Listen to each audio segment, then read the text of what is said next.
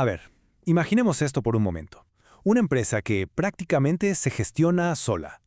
Y ojo, no estamos hablando de la simple automatización de siempre, sino de una autonomía total.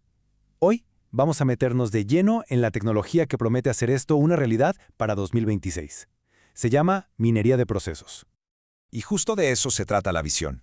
Para 2026, la idea es que la minería de procesos deje de ser una simple herramienta de análisis para convertirse, literal, en el sistema nervioso central de la empresa. A ver, pensemos qué significa eso. Un sistema que está sintiendo todo lo que pasa, que detecta, analiza y, lo más importante, responde en tiempo real. La promesa es esa, una empresa que se autogestiona con esta tecnología funcionando como su cerebro operativo. Y todo esto aterriza en un concepto que suena a ciencia ficción, pero créanme, no lo es, la superagencia. Es el punto en el que la inteligencia artificial da un salto cuántico. Ya no es una herramienta que da recomendaciones, no, se convierte en un agente activo. O sea, estamos hablando de sistemas de IA que no solo sugieren qué hacer, sino que van y lo hacen. Ejecutan operaciones complejas solitos. Y eso, claro, va a cambiar por completo cómo entendemos el trabajo. Ok, suena increíble, ¿no? Pero a ver, antes de volar hacia ese futuro de agentes autónomos, hay que poner los pies en la tierra y entender los cimientos. ¿Qué es exactamente esta tecnología? ¿Cómo es que funciona como una radiografía para el negocio? Miren, en esencia, la minería de procesos es justo eso, una radiografía del negocio. Piénsenlo así. Todas las empresas tienen un plan, un diagrama de flujo de cómo se supone que deben funcionar las cosas. El camino feliz, le dicen. Pero esta tecnología se salta las suposiciones. Se conecta directo a los datos crudos de los sistemas, el SAP, el Salesforce, lo que sea, y muestra un mapa de cómo funcionan las cosas en la vida real. Es la diferencia brutal entre el mapa que se dibujó en una oficina y la foto satelital con todo el tráfico, los desvíos y los embotellamientos que nadie esperaba. Y aquí, súper importante hacer una pausa, porque es muy fácil confundir esto con la minería de datos de toda la vida. No son lo mismo. A ver, la minería de datos tradicional dice qué pasó. Encuentra patrones, anomalías, dice, oye, las ventas bajaron. Punto. La minería de procesos, en cambio, se obsesiona con el cómo y el cuándo. Reconstruye la película completa, paso a paso, para que se entienda por qué bajaron las ventas. Digamos que una da los puntos en el mapa, la otra dibuja las carreteras con todo y baches que conectan esos puntos.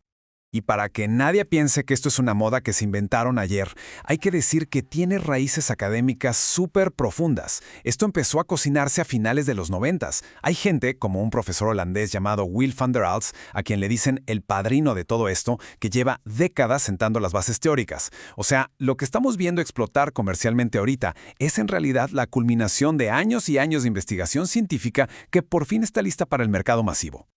Perfecto. Entonces, si la teoría existe desde hace tanto, la pregunta es, ¿qué cambió? ¿Por qué ahora? ¿Qué es lo que está haciendo que esta tecnología pase de ser una simple herramienta de análisis a ser el motor de la empresa autónoma? La respuesta está en dos innovaciones clave que lo están cambiando absolutamente todo.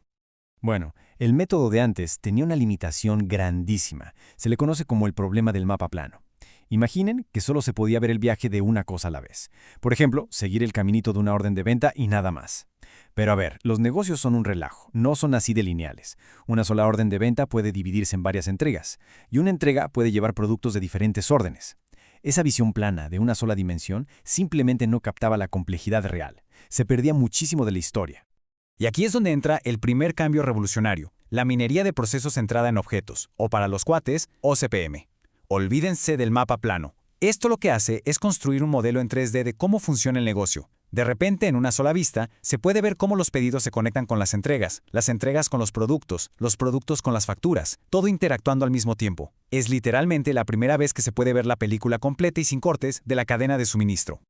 Ok, entonces ya tenemos el mapa en 3D súper detallado gracias a la OCPM. Ahora falta el segundo ingrediente, la inteligencia artificial agéntica. Si la OCPM es el Waze con el mapa más preciso del mundo, estos agentes de IA son los conductores autónomos que usan ese mapa para tomar decisiones y actuar. Y que quede claro, no estamos hablando de los bots tontos que siguen un script. No, son sistemas inteligentes que de verdad entienden el contexto del proceso en el que están metidos.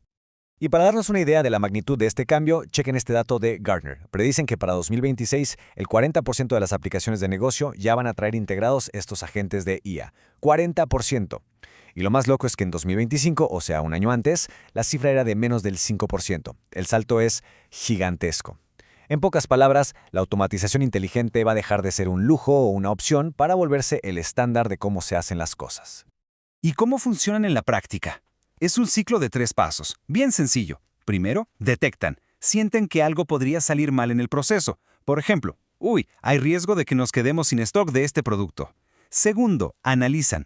Evalúan la bronca con datos en tiempo real. Y tercero, y esta es la magia, actúan. Ejecutan una solución ellos solitos. No mandan un correo para avisar, no. Directamente van, reasignan inventario de otra bodega o, si es necesario, generan una nueva orden de compra. Ok, la tecnología suena potentísima. La siguiente pregunta es obvia. ¿Quiénes están construyendo todo esto? ¿Quiénes son los jugadores clave en este tablero? Vamos a echarle un ojo rápido a los líderes del mercado.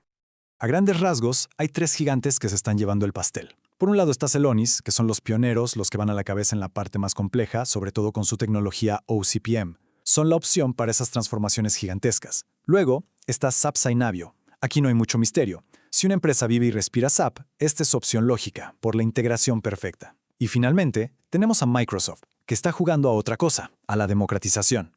Están metiendo esta tecnología en sus herramientas de siempre, como Power Platform y Azure, para que llegue a millones de usuarios de forma mucho más accesible. Muy bien, ya vimos la tecnología, ya vimos quién la vende, pero la pregunta del millón es, ¿y cómo se empieza? ¿Cuál es el camino que debe seguir una organización para llegar a ese 2026 del que hablamos? Y aquí es donde la cosa se pone interesante, porque el principal obstáculo, la barrera más grande, no es el costo de la tecnología ni la falta de talento, no. Es algo mucho más básico, la calidad y disponibilidad de los datos. Según un reporte, más de la mitad de los profesionales, un 52%, dicen que ese es su principal dolor de cabeza. Y es lógico. Sistemas viejos que no se hablan entre sí, datos incompletos, un desastre. Esa es la cruda realidad de muchísimas empresas. Pero aquí viene el giro estratégico, el cambio de mentalidad que lo define todo. No se trata de ver los datos sucios como un freno de mano. Al contrario, ese es justo el punto de partida. La estrategia inteligente no es sentarse a esperar a que los datos se limpien por arte de magia. Es usar la propia minería de procesos como si fuera un bisturí de cirujano para encontrar los problemas, limpiar y ordenar ese caos. Básicamente usar la herramienta para construir, ladrillo por ladrillo, la base de datos sólida que la inteligencia artificial del futuro va a necesitar para funcionar. Y con esto cerramos el círculo y volvemos al principio. La minería de procesos está en plena metamorfosis. Está dejando de ser una simple placa de rayos X para convertirse de verdad en el sistema nervioso de la empresa. Así que la pregunta que queda flotando en el aire ya no es si esta era de operaciones autónomas va a llegar. Eso es un hecho. La verdadera pregunta es, ¿qué organizaciones van a tener un sistema nervioso lo suficientemente sano y fuerte para no solo sobrevivir, sino de verdad dominar en ese nuevo entorno?